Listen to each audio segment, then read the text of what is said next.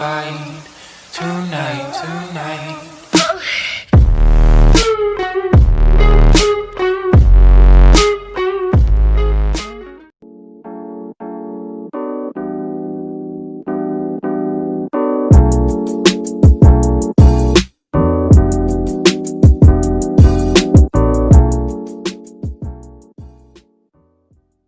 Senhoras e senhores, esse é o circo dos horrores. Um show com tantas dores e todos seus temores. Que alegria, público sorria.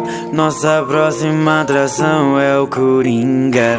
Eu sou um agente do caos. É o que acontece quando você cresce entre bêbados e meretrizes. Gosto de fazer o mal, eu tô sempre sorrindo. Quer saber como ganhei minhas cicatrizes? Então eu sou esquisito, só porque eu não me encaixo no seu padrãozinho. Não sabia que a loucura é como a gravidade.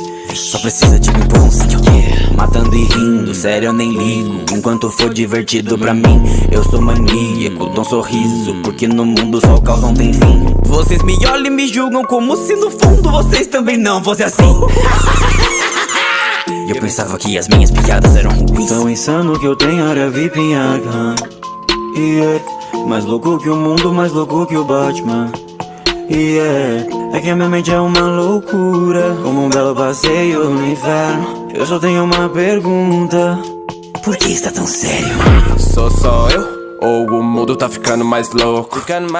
Quem mais percebeu? Decidiu me tudo botar fogo. A pior parte de ter um problema mental é que as pessoas querem que cê haja como se cê não tivesse. Sabe o que acontece quando você encontra um homem doente mental tratado como lixo pela sociedade? Você ganha o que merece. O mundo sempre me tratou como um bicho. Eu já me perguntei, será que eu existo? Pisaram tanto em mim que no fim deu nisso. É culpa de vocês eu ser um assassino. Eu vou dar um espetáculo, só uma coisinha. Quando for me anunciar, poderia me chamar de Coringa.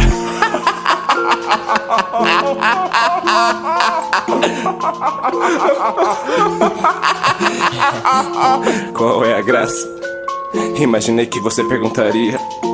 É que eu pensei numa piada, só que você não entenderia.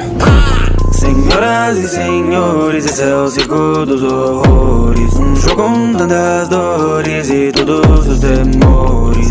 Que alegria, público sorria. Nossa próxima atração é o Coringa. Senhoras e senhores, Fight tonight.